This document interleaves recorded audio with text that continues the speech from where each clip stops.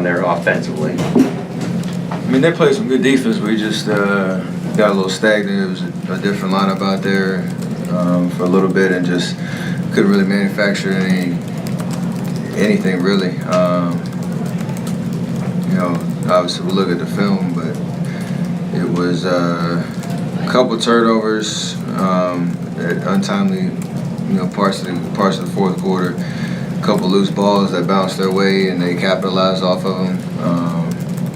With kind of some momentum changing threes, and that 3-minute stretch where it went from I think a 4-point game to 10 or 11 was a killer tonight. So at home, you kind of want to hold on to the momentum as best you can, especially in the fourth quarter.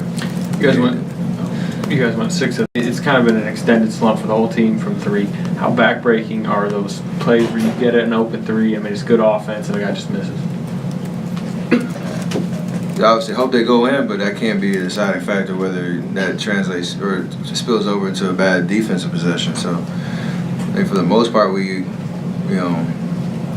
offset that with some great defensive possessions and stops.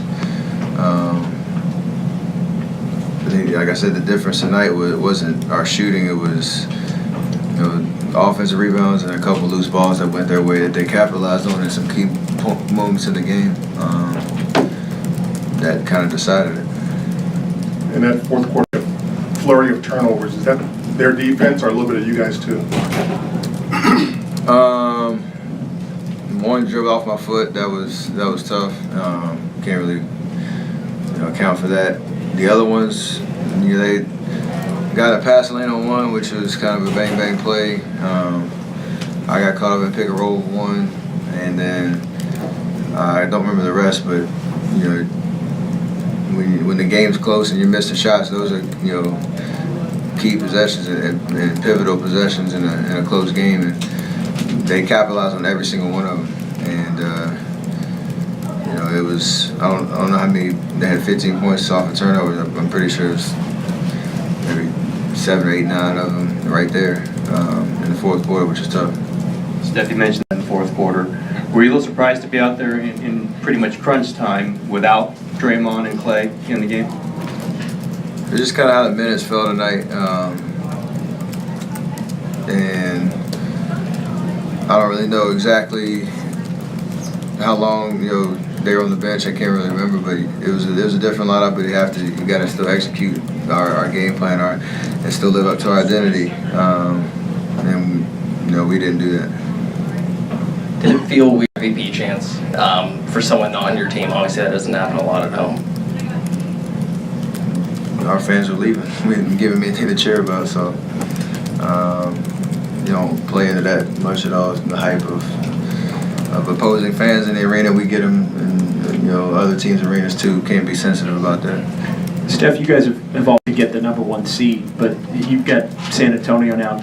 You guys are just a game and a half up on them. How do you reconcile wanting to go after it versus making sure you guys are fresh when you're playing so many games in the stretch in a bunch of cities? I mean, we talk about it, but we need to focus on us and that perspective. It's not about looking behind us. We need to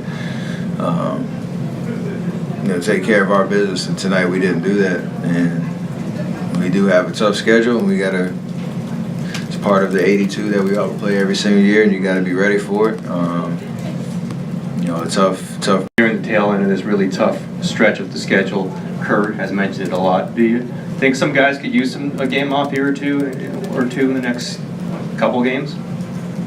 I know every guy in the locker room wants to play, so at the end of the day, that's our mentality. In the past, Coach Zavi made some decisions that he thought were necessary at the time, and that's what coaches do. So we'll see if that happens. But as a player, like, every night is a chance to help your team win. And I mean, it sounds cliche, but literally, if you don't show up ready to play with that mentality, you're going to be behind the 8 ball a little bit. Great. Is that it? Thank you. Appreciate that. We'll have play hopefully here in just a minute.